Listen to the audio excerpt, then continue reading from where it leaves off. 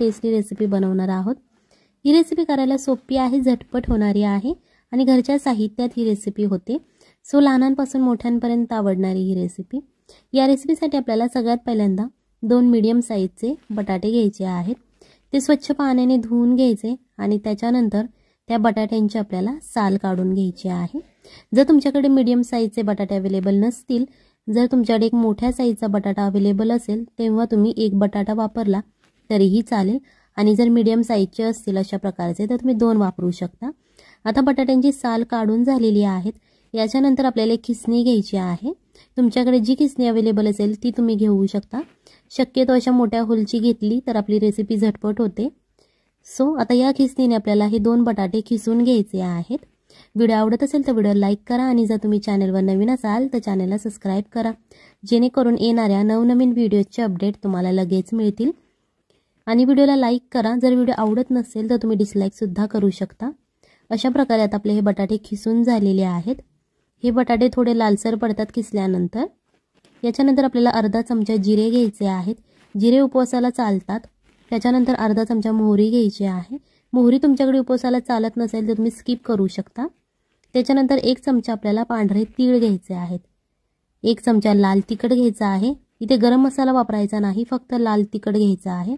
अर्धा चमचा हळद घालायची आहे। ही हळद आपल्या शरीरासाठी खूप चांगली असते। 1 चमचा धना पावडर घालायची आहे आणि अर्धा चमचा रेड चिली फ्लेक्स घालायचे आहे। हे जे सगळे मसाले आहेत ते मिक्स करून घ्यायचे आहे, जेणेकरून ते छान असे मिक्स होतील आणि तुम्हाला दिसत असेल बघा कलर सुद्धा खूप छान आलेला आहे। याच्यानंतर आपल्याला एक मिक्सरचं भांडं घ्यायचं आहे। त्यामध्ये आपल्याला 1 कप कच्चा साबुदाणा घालायचा आहे। जर तुमच्याकडे बारीक साईजचा साबुदाणा असेल तर तुम्ही 2 कप घेतला तरीही चालेल आणि अशा मोठ्या साईजचा असेल तर तुम्ही 1 कप घेऊ शकता। साबुदाण्याचं प्रमाण कमी जास्त होऊ शकतं, तुमच्या फॅमिली मेंबर्सवरती डिपेंड आहे ते। हे छान असं आपण बारीक करून घेतलेला आहे।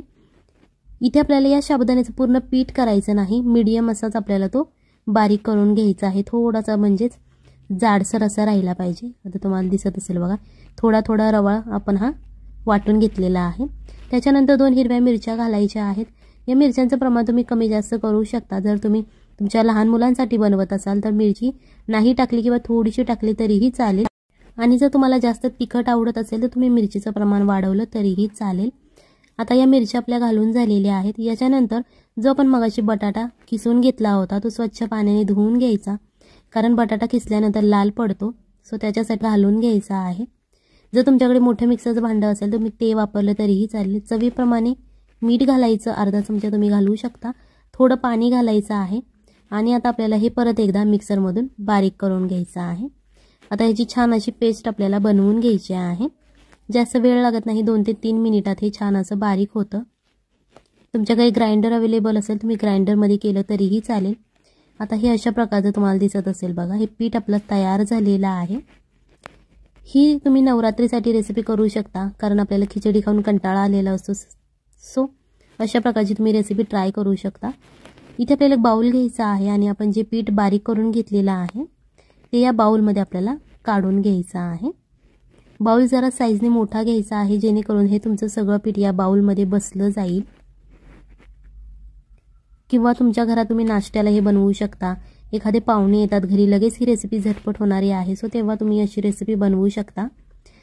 आता काहीच आपल्याला वाया घालवायचं नाहीये, म्हणून या आपल्याला मिक्सायचं आहे आणि हे भांडं जराशे आपल्याला विसळून घ्यायचं आहे, जेणेकरून आपली पेस्ट वाया जाणार नाही आणि या आपल्या पेस्टमध्ये हे पाणी ओतून द्यायचं आहे। छान असं मिक्स करायचं आहे, जेणेकरून जे आपण पाणी घातलेलं आहे ते सगळं मिक्स होईल आणि एक मीडियम अशी आपली पेस्ट तयार होईल। आता याच्यावरती झाकण ठेवायचं आहे आणि आपल्याला 10 मिनिटासाठी असंच झाकून ठेवायचं आहे। इथे छोटासा पॅन घ्यायचा आहे, यामध्ये 2 चमचे तेल घालायचं आहे। तुम्ही ते बटर किंवा तूप वापरलं तरीही चालेल। आणि आता हे तेल गरम झाल्यानंतर आपण जो मसाले घेतलेले आहेत मिक्स करून ते या तेलामध्ये घालायचे आहेत। गॅस बारीक ठेवायचा आहे, मीडियम सुद्धा ठेवायचा नाही किंवा हाई सुद्धा ठेवायचा नाही। आपल्याला मसाले करपवायचे नाहीये, थोडेसे ते शिजवून घ्यायचे आहे, थोडेसे ते तळले पाहिजेत, एवढंच आपल्याला करायचं आहे। तुम्ही मसाले टाकल्यानंतर गॅस बंद केला तरीही चालेल, कारण तवा गरम असतो, हा पॅन गरम असतो, त्याच्यावरती हे मसाले तुमचे फ्राय होऊ शकतात। अशा प्रकारे आता आपले मसाले फ्राय करून झालेले आहेत। आता 10 मिनिटे झालेली आहेत आणि हे आपण झाकण काढून घ्यायचं आहे बाजूला।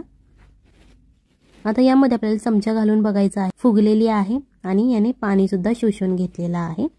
आपण जो मसाला तयार केला होता, फ्राय केला होता, म्हणजे जी फोडणी आपण तयार केलेली आहे ती यामध्ये घालून घ्यायची आहे। तुम्ही तुमच्या इच्छेनुसार फोडणीमध्ये मसाला कोणताही एखादा मसाला किंवा 2 मसाले तुमच्याकडे उपवासाला चालत नसतील तेव्हा तुम्ही ते नाही घातले तरीही चालतील। तुमच्याकडे जे मसाले उपवासाला चालतात ते तुम्ही यामध्ये घालवू शकता आणि हे छान असं आता मिक्स करून घ्यायचं आहे, जेणेकरून आपण जे मसाले घातलेले आहेत ते आपल्या सगळ्या पिठाला लागले जातील आणि छान असा सुगंध येईल आणि टेस्टही खूप छान लागेल। ही रेसिपी नक्की घरी ट्राय करा, आपल्या फॅमिलीला खाऊ घाला आणि मग मला कमेंटमध्ये सांगा कशी झाली होती। जर आपला उपवास नसला तरीही तुम्ही रेसिपी करून खाऊ शकता, कारण इतकी टेस्टी एक नाश्त्याचा पदार्थ सुद्धा हा बनतो। सो आता आपलं हे छान असं मिक्स करून झालेलं आहे आणि कलरही खूप छान आलेला आहे, कारण आपण हळद लाल तिखट घातलेला आहे। सो त्याचा कलर आता या पिठाला आलेला आहे। आता हे झाकून ठेवायचं आहे, जेणेकरून मसाल्याचा जो वास आहे तो बाहेर जाणार नाही। इथे आपल्याला ग्लास घ्यायचा आहे आणि यामध्ये आपल्याला एक पाइपिंग बॅग घ्यायची आहे, जी केक करणारे लोक वापरतात क्रीम भरण्यासाठी। ती आपल्याला प्लॅस्टिकची बॅग घ्यायची आहे आणि आपण जो पेस्ट तयार केलेली आहे, जो मसाला आपला तयार झालेला आहे तो या पाइपिंग बॅगमध्ये आपल्याला भरून घ्यायचा आहे। जास्त भरू नका, नाही तर तुम्हाला वरच्या बाजूने ते धरता येणार नाही, पूर्ण भरली जाईल। थोडंसं जी आपली पेस्ट आहे ती खालच्या बाजूने दाबून घ्यायची आहे आणि यामध्ये जे बबल्स आहेत ते सुद्धा आपल्याला काढून घ्यायचे आहेत। इथे हा पाइपिंग बॅगचा थोडासा पुढचा भाग आपल्याला कापून घ्यायचा आहे आणि तेल गरम झाल्यानंतर आपल्याला यामध्ये असं चकलीसारखं हे सोडून घ्यायचं आहे। तुम्ही तुमच्या इच्छेनुसार कोणताही शेप बनवू शकता। इथे मी तुम्हाला 3 पद्धती सांगणार आहे की डायरेक्ट सोडू शकता, ही पहिली पद्धत आहे। आता ही आपल्याला मीडियम आचेवरती फ्राय होऊन द्यायचं आहे। चकली सोडल्यानंतर लगेच तुम्ही ही पलटी करायची नाही, तुम्हाला ती पलटता येणार नाही, कारण ती खालच्या बाजूने जोपर्यंत क्रिस्पी होत नाही तोपर्यंत ती मोकळी होत नाही। जेव्हा ती क्रिस्पी होईल तेव्हा ती आपोआप मोकळी होते। अशा प्रकारे आता हा पहिली पद्धत जी आपली आहे ती तयार झालेली आहे। आता या चकल्या आपण काढून घेणार आहोत। तुम्ही हे टिश्यू पेपरवरती सुद्धा काढू शकता किंवा जे एक्स्ट्रा ऑइल असतं ते टिश्यू पेपरला लागलं जातं आणि एकदम छान अशी रेसिपी आपली तयार होते। ते चकली तुम्ही तुमच्या कढईच्या प्रमाणानुसार सोडायची आहे। जर कढईमध्ये जास्त जागा असेल तर तुम्ही एका वेळेस जास्त चकल्या सोडू शकता। ही झाली पहिली पद्धत। आता याच्यानंतर आपण दुसरी पद्धत बघणार आहोत। छोटीशी खिसणी घ्यायची आहे, जी आपण आलं खिसण्यासाठी वापरतो ती ही खिसणी आहे।